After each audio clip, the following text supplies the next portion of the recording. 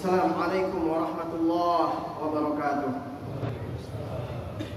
Ma'asyiral muslimin wa zumratal mu'minin rahimakumullah.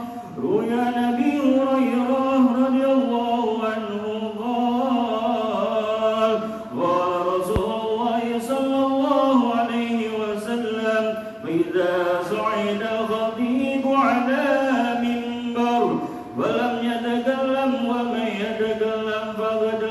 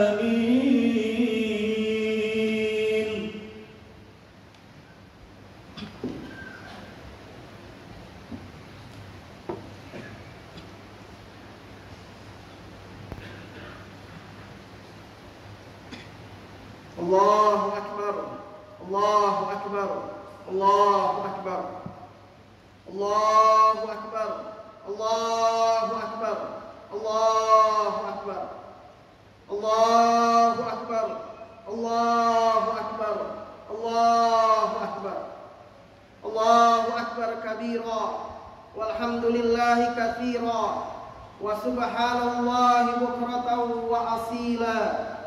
La ilaha illallah wahdah sadaqa wa'dah wa nasara 'abdah wa a'azza jundahu wa hazamal ahzaba wahdah. La ilaha illallah wallahu akbar, Allahu akbar walillahil hamd. Innal hamdalillahi wahdah nahmaduhu wa nasta'inuhu wa nastaghfiruh wa na'udzu billahi min shururi anfusina wa min sayyiati a'malina. May yahdihillahu fala mudilla lahu wa may yudlilhu fala hadiya lahu.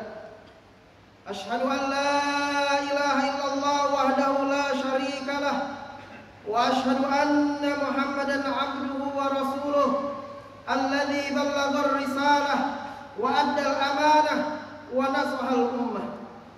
Allahumma fasalli wa sallim ala hadan nabiyil karim wa ala alihi wa ashabihi wa man tabi'ahum bi ihsanin ila yaumiddin.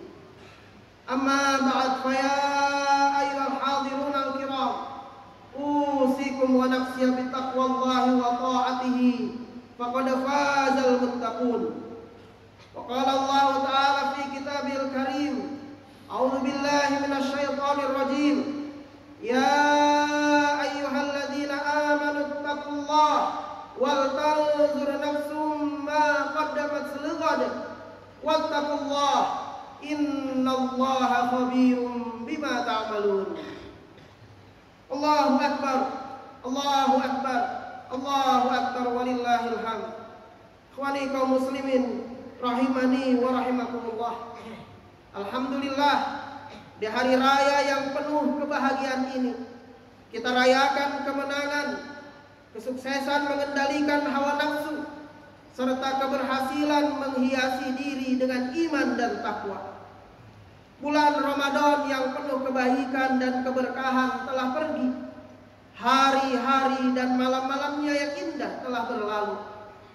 Setelah kita merasakan kebahagiaan berpuasa, nikmatnya sholat tarawih dan tahajud, ketenangan hati dengan zikir, baca Quran dan munajat doa, saat ini datanglah hari raya dengan kemegahan dan keindahannya, kegembiraan dan kebahagiaannya.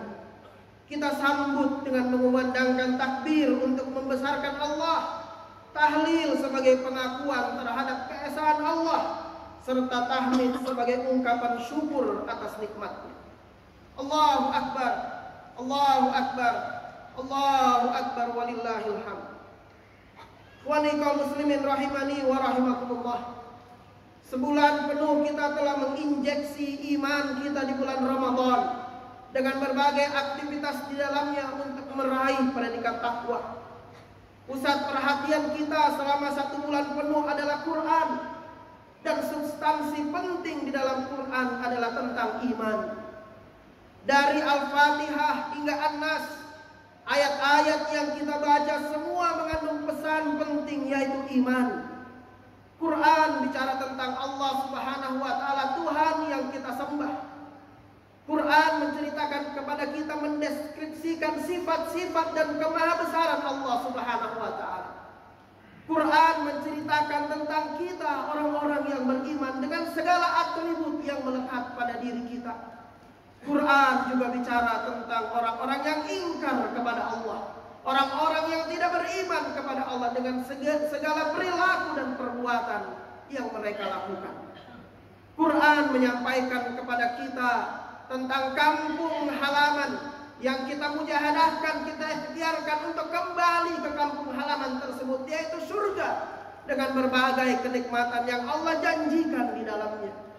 Quran juga menceritakan kepada kita kampung halaman, tempat kembali orang-orang yang ingkar kepada Allah Subhanahu wa Ta'ala, dengan segala kepedihan di dalamnya, siksa yang berkepanjangan, yaitu neraka, dan itulah seburuk-buruk tempat kembali. Wa na'udzubillah min dzalik. Iman mengubah persepsi seorang hamba, yaitu cara kita memandang kehidupan ini. Lihatlah kisah Ashabul Kahfi yang rela meninggalkan kampung halamannya, menempuh perjalanan yang jauh, masuk ke dalam gua yang sempit, kotor, tanpa fasilitas. Mereka meninggalkan kondisi yang mapan karena ingin menghindar dari penguasa pada saat itu yang memerintahkan seluruh rakyatnya untuk tunduk dan menyembah terhadap berhala. Andai Ashabul Kahfi, pemuda-pemuda ini berpikir seperti masyarakat pada umumnya, maka mereka akan tetap di kampung halamannya, tunduk pada perintah sang raja. Tapi mereka menempuh perjalanan, mereka masuk ke dalam gua yang minim fasilitas. Jangankan jaringan seluler yang digandrungi oleh anak remaja, bahkan anak-anak usia dini kita, aliran listrik bahkan tidak ada, nyaris gelap, tak ada cahaya, sempit, beralas tanah. Tapi dalam perspektif para pemuda ini, gua itu adalah surga bagi mereka untuk menyelamatkan iman yang mereka miliki. Yang tidak kalah spektakuler adalah kisah tukang sihir Fir'aun.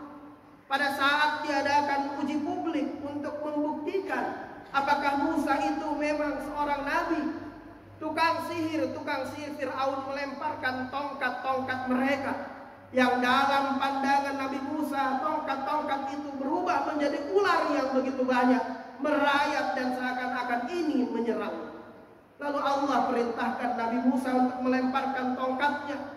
Lalu tongkat itu berubah seakan-akan menjadi ular besar yang menelan semua ular-ular yang dilempar oleh para tukang sihir itu. Detik itu juga tukang sihir Fir'aun tersungkur dan bersujud. Mereka menyatakan, amanna bi Rabbi Musa wa Harun. Kami beriman kepada Tuhannya Musa dan Harun. Murkalah Fir'aun. Di depan masyarakat beramai, berani-beraninya ada orang yang mengakui Tuhan selain Fir'aun. Maka Fir'aun mengatakan kepada tukang sihirnya, amantum lahu qabla an adana lakum. Apakah kalian beriman kepada Tuhannya Musa dan Harun sebelum aku memberikan izin kepada kalian? Fala uqatti'anna aydiyakum wa arjulakum min khilaf.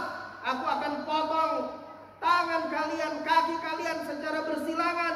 Wala usallibannakum fi judu'in nahl. Dan aku akan menyalib kalian di pohon-pohon kurma. Disinilah kita menyaksikan perspektif orang beriman. Tukang sihir, tukang sihir Fir'aun tadinya sangat taat kepada Fir'aun. Apapun yang Fir'aun perintahkan, mereka akan tunduk pada Fir'aun. Tapi begitu mereka menyatakan keimanannya kepada Allah Subhanahu wa Ta'ala, sejak itu juga perspektif mereka berubah. Apa yang mereka katakan kepada Fir'aun? Faqdi ma anta qadi. Ya Fir'aun, tunaikan apa yang kau akan lakukan. Innama taqdi hadhil hayatad dunya. Sungguh yang kamu lakukan itu adalah hanyalah kehidupan dunia saja. Allahu Akbar, Allahu Akbar, Allahu Akbar, walillahil hamd. Ikhwani kaum muslimin jamaah rahimani wa rahimakumullah. Sepanjang bulan Ramadan, iman kita ditempa oleh Allah Subhanahu wa Ta'ala.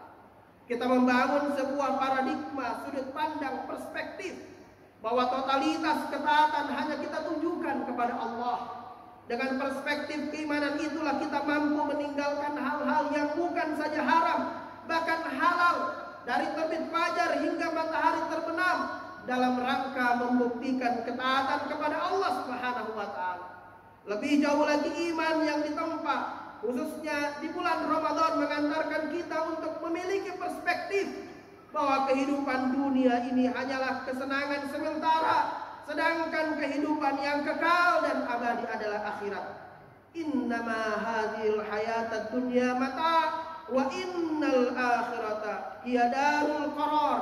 Sesungguhnya kehidupan dunia ini hanyalah kesenangan sementara dan sesungguhnya akhirat itulah negeri yang kekal. Dalam sebuah hadisnya Rasulullah sallallahu alaihi wasallam bersabda, "Man kanatid dunya hammuhu farraqallahu alaihi amrah wa ja'ala faqrahu baina ainaihi wa lam ya'tihi minad dunya illa ma kutibalah." Barang siapa tujuan hidupnya adalah dunia, maka Allah akan mencerai-beraikan urusannya, menjadikan kefakiran di kedua pelupuk matanya, dan ia tidak mendapatkan dunia kecuali menurut ketentuan yang telah ditetapkan baginya. Wa man kanatil akhirati niyatuhu jama'allahu amrah wa ja'ala ginahu fi qalbihi wa atathu dunya wa hiya raghimatun. Barang siapa yang niat tujuan hidupnya adalah negeri akhirat, Allah akan mengumpulkan urusannya, menjadikan kekayaan di hatinya, dan dunia akan mendatanginya dalam keadaan hina. Allahu Akbar, Allahu Akbar, Allahu Akbar, walillahil hamd. Iman juga membangun kepercayaan diri pada orang yang memilikinya. Lihatlah kisah dua orang sahabat. Yang satu diberi 2 buah kebun anggur dengan pohon-pohon kurma sebagai pagarnya. Di tengahnya mengalir air sungai. Setiap musim panen, pohon-pohon anggur itu mengeluarkan buah yang mendatangkan keuntungan bagi pemiliknya. Maka dengan pongah dan sombongnya pemuda ini berkata kepada sahabatnya, "Ana aktsaru minka malan wa a'azzu nafar." Lihatlah, akulah orang yang paling kaya, akulah yang paling banyak pengikutnya. Setiap kali pemuda pemilik kebun ini masuk ke dalam kebunnya, ia selalu membanggakannya dengan keyakinan bahwa kebun anggurnya akan kekal abadi selama-lamanya. Disinilah kita melihat bagaimana iman membangun perspektif, membangun kepercayaan diri yang kuat kepada seorang hamba. Sahabat pemuda yang miskin ini tidak sukses secara bisnis, bahkan mungkin terbelakang secara kecerdasan finansial. Dengan penuh kepercayaan diri menasihati sahabatnya, ia katakan kepada sahabatnya, "Akafarta billadzi khalaqaka min turabin, thumma min nutfatin, thumma sawwaka rajula." Apakah engkau ingkar kepada Tuhan yang telah menciptakanmu dari tanah, kemudian dari setetes air yang hina, lalu dia menjadikan engkau seorang laki-laki yang sempurna, dan dengan kesempurnaan ciptaannya engkau mendapatkan kesuksesan dalam kehidupanmu. Kira-kira kekuatan apa yang bisa mendorong seorang pemuda dari keluarga miskin, tidak punya success story untuk diceritakan khususnya tentang keberhasilan bisnis, tiba-tiba memberi nasihat kepada temannya, pengusaha kakap, miliarder bahkan triliuner. Dalam bahasa istilah startup hari ini, pemuda kaya ini adalah pemilik startup unicorn, dekakon, bahkan hektakon. Tapi sahabatnya yang beriman tidak merasa inferior. Iman yang ia miliki membuatnya percaya diri, memberi nasihat kepada sahabatnya agar tidak ingkar kepada Allah. Bulan Ramadan memperkokoh iman kita untuk menumbuhkan konfidensi, kepercayaan diri dalam kehidupan ini. Kita dengan sangat percaya diri mengeluarkan pernyataan inni shaimun. Ketika ada orang yang ingin beradu argumentasi, berkonfrontasi, bahkan beradu fisik dengan kita, kita sangat percaya diri untuk mengatakan tidak. Ketika ada yang menawarkan hidangan dan makanan dan minuman ketika kita sedang berpuasa. Konfidensi ini yang perlu kita tumbuhkan pada diri kita, terlebih pada anak-anak keturunan kita.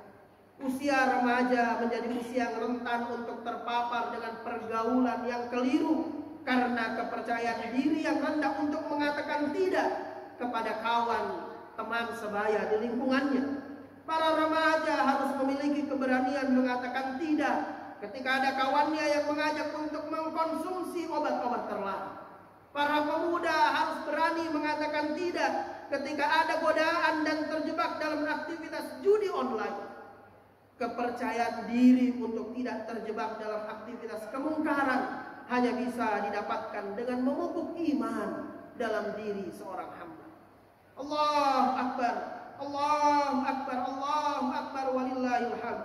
Ikhwani kaum muslimin rahimani wa rahimakumullah. Iman juga meningkatkan daya tahan, ketangguhan, resilience bagi orang yang memilikinya. Lihatlah kisah Nabi Yusuf alaihissalam.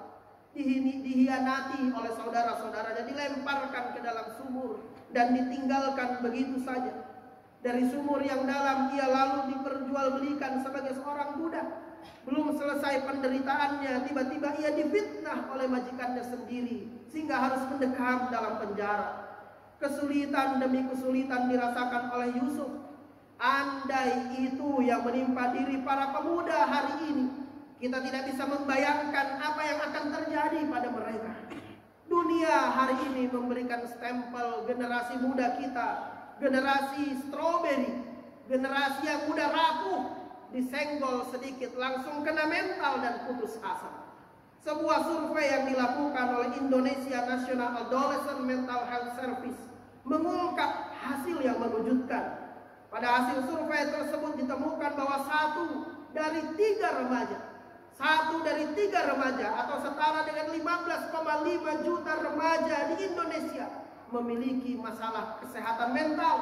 Dan masalah kesehatan mental ini merujuk pada depresi, kecemasan, dan stres.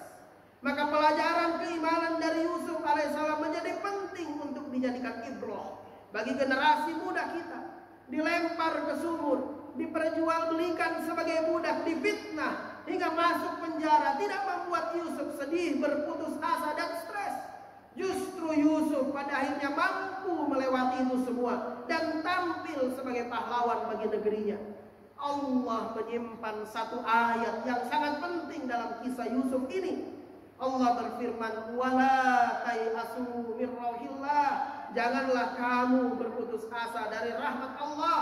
Innahu la yayasu mir rauhillah illal qaumul kafirin. Sesungguhnya tidak ada yang berputus asa dari rahmat Allah kecuali orang-orang yang tidak beriman kepada Allah Subhanahu wa taala. Kisah resilience, daya tahan atau ketangguhan juga terdapat pada sosok lainnya, yaitu Maria. Pada saat semua pandangan mata, cibiran dan hinaan ditujukan kepada Maryam, yang tiba-tiba saja didapati oleh kaumnya dalam keadaan perutnya membesar, Maryam merasakan kesedihan yang amat mendalam. Betapa tidak teriris hatinya.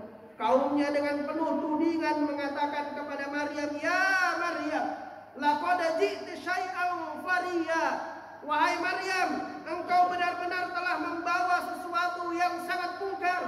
Ya ukhta Harun, ma kana abuki imra'a sawin wa ma kanat ummuki baghiya. Wahai saudara perempuan Harun, ayahmu bukan seorang yang berperangai buruk dan ibumu bukanlah seorang perempuan yang pezina. Hati wanita mana yang tidak terluka, dituding dan dituduh melakukan perbuatan yang ia tidak pernah melakukannya. Bertambah terluka hatinya karena kehormatan ayah dan ibunya dihubung-hubungkan dengan keadaan dirinya saat itu. Maka bersandarlah Maryam di pohon kurma. Disitulah ia mengungkapkan perasaannya berbisik lirih. Qalat ya laitani mittu qabla hadza wa kuntu nasyam mansiya. Seandainya aku mati sebelum ini dan menjadi seorang yang tidak diperhatikan dan dilupakan selama-lamanya. Rasa sakit karena akan melahirkan, ditambah sakit perasaan, membuat Maryam mengeluarkan statement ini. Tapi yang perlu digarisbawahi, Maryam tidak mengungkapkan perasaannya di depan halayak ramai. Ia tidak menulis status di media-media sosial, menceritakan nasibnya kepada orang, mengungkap aib dan rahasianya sendiri. Ia tidak menggunakan alat-alat apapun pada saat itu mengungkap kondisinya. Ia hanya berbisik lirih bersandar di pohon kurma. Ya laitani mittu qabla hadza wa kuntu nasyam mansiya. Lalu ia mendengar bisikan dari malaikat Jibril yang diperintahkan oleh Allah Subhanahu wa taala, "Allah tahzani, qad ja'ala rabbuki tahtaki sariya." Jangan engkau bersedih, sungguh Tuhanmu telah menjadikan anak sungai di bawahmu. Maka ia bangkit menjadi wanita yang tangguh. Ia tadi tidak lagi cengeng dan gentar menghadapi ujian kehidupan. Ia pikul beban itu dengan penuh keyakinan bahwa Allah Subhanahu wa taala telah menetapkan kebaikan di balik ujian tersebut. Betapa banyak wanita-wanita kita hari ini yang dalam keadaan menderita dan lemah dalam kehidupan ini. Suami tidak memiliki penghasilan tetap, sementara anak harus diberi gizi yang terbaik. Belum selesai urusan dapur, masih harus mendampingi bayi yang masih kecil. Di antara para wanita kita ada yang berstatus single parent. Bisa dibayangkan mereka harus menjadi tulang punggung keluarga menghidupi anak-anaknya. Fisik mereka tidak sekuat fisik pria, tetapi seringkali keadaan memaksa mereka harus berjibaku dengan kerasnya kehidupan. Di antara mereka bahkan kalau berkeluarga harus merasakan kerasnya pukulan tangan dari pasangannya. Catatan Kementerian Pemberdayaan Perempuan dan Perlindungan Anak di tahun 2024 menunjukkan telah terjadi 28 lebih kasus kekerasan di dalam rumah tangga, di mana mayoritas korbannya adalah kaum wanita. Bisa dibayangkan kaum wanita kita masih menjadi objek kekerasan, bahkan dalam bangunan yang seharusnya ia mendapatkan jaminan keamanan mental, fisik, dan bahkan spiritual. Maka kisah Maryam hendaknya menjadi ibrah bagi kaum wanita, agar tabah dalam segala ujian kehidupan ini. Percayalah, Allah tidak akan pernah memberikan beban yang berat kepada hambanya di luar kemampuannya. La yukallifullahu nafsan illa wus'aha. Allahu akbar, Allahu akbar, Allahu akbar, walillahil hamd. Ikhwani kaum muslimin rahimani wa rahimakumullah. Iman juga mengantar pemiliknya untuk menebarkan kebaikan kepada orang banyak. Kebaikan itu harus dimulai dari keluarga, masyarakat sekitar, hingga dalam lingkup yang lebih besar lagi. Para ayah harus memiliki iman yang kokoh agar mampu menjadi imam dan teladan bagi keluarganya. Lihatlah bagaimana Musa harus menempuh perjalanan mencari cahaya ke Bukit Tursina dengan tujuan untuk mendapatkan hidayah dan perlindungan bagi keluarganya. Atau Ibrahim yang pulang dengan perasaan gembira menyampaikan hidayah kepada ayahnya, sampaikan dakwah risalah kepada ayahnya. Juga Nuh yang berusaha sekuat tenaga untuk meyakinkan putranya, senakal apapun, sebandel apapun, belum paham agama, tapi ia tidak pernah berhenti untuk mengajak putranya naik ke dalam kapal perahunya agar terhindar dari azab Allah. Ramadan yang dinikmati oleh para ayah dengan mencas keimanan, salat tarawih berjamaah, qiyamul lail, tadarus Quran, iktikaf bahkan 9 hingga 10 hari. Sesungguhnya adalah upaya untuk menambah cahaya iman di dalam dirinya. Ketika cahaya itu sudah didapatkan, maka tebarkanlah cahaya itu kepada keluarga. Setiap orang yang telah menginjeksi imannya dengan cahaya siam, qiyam, dan Quran, hendaknya menebar cahaya itu dimanapun mereka berada. Suami kepada istrinya, ibu kepada anaknya, guru kepada muridnya, pengusaha kepada karyawannya, pejabat kepada rakyatnya. Karena iman mendorong seseorang untuk memberi kebermanfaatan kepada orang banyak. Secara lahiriah, memberi manfaat kepada orang lain, membantu dan menolong mereka tampak sebagai tindakan yang mengorbankan waktu, pikiran, tenaga, bahkan mengurangi harta.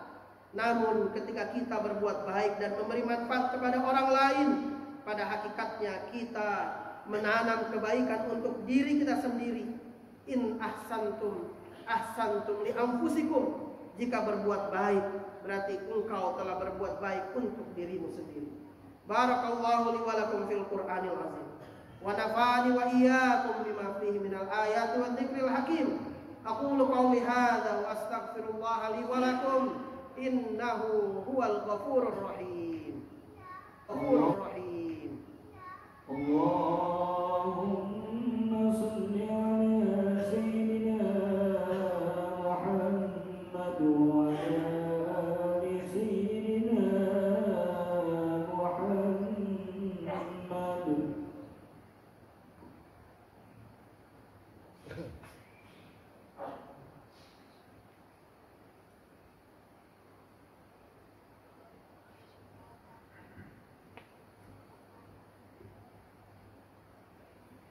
Allahu akbar. Allahu akbar. Allahu akbar. Allahu akbar. Allahu akbar.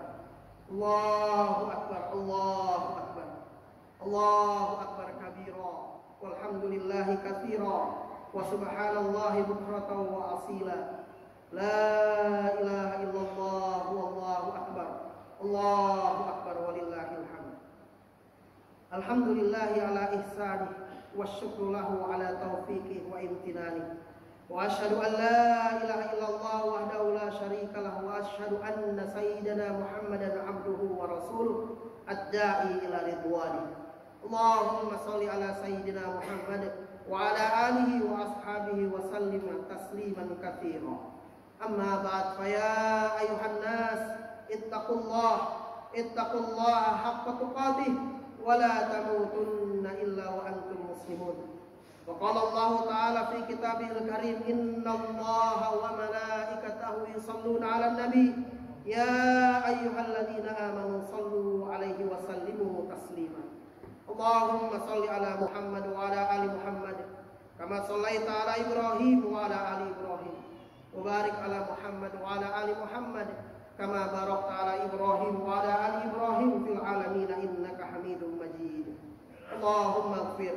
للمسلمين والمسلمات والمؤمنين والمؤمنات الأحياء منهم والأموات إنك سميع قريب مجيب دعوات فيا قاضي الحاجات اللهم إنا نسألك إيمانا كاملا ويقينا صادقا وقلبا خاشعا ولسانا ذاكرا وتوبة نصوحا اللهم إنا نسألك من الخير كله عاجله وآجله ما علمنا منه وما لم نعلم ونعوذ بك من شر كله عاجله وآجله ما علمنا منه وما لم نعلم اللهم إنا نسألك الجنة وما قرب إليها من قول أو عمل ونعوذ بك من النار وما قرب إليها من قول أو عمل ونسألك أن تجعل كل قضاء قضيته لنا خيرا اللهم أعز الإسلام والمسلمين اللهم أعز الإسلام والمسلمين اللهم انصر إخواننا المسلمين المجاهدين في فلسطين اللهم انصر إخواننا المسلمين المظلومين في غزة اللهم ثبت إيمانهم وأنزل السكينة على قلوبهم ووحد صفوفهم اللهم أهلك الكفرة والمشركين اللهم دمر أعداءك أعداء الدين اللهم دمر اليهود وإسرائيل وثبت شملهم وفرق جمعهم اللهم انصر على المجاهدين أعداءنا وأعداء الدين برحمتك يا أرحم الراحمين ربنا هب لنا من أزواجنا وذرياتنا قرة أعين واجعلنا للمتقين إماما ربنا ظلمنا أنفسنا وإن لم تغفر لنا وترحمنا لنكونن من الخاسرين ربنا لا تزغ قلوبنا بعد إذ هديتنا wa hab lana min ladunka rahmah innaka antal wahhab. Rabbana atina fid dunya hasanah wa fil akhirati hasanah wa qina adzaban nar. Wa sallallahu ala Muhammadin wa ala alihi wa sahbihi wa barik wa sallim. Wa akhiru da'wana alhamdulillahi rabbil alamin. Assalamualaikum warahmatullahi wabarakatuh.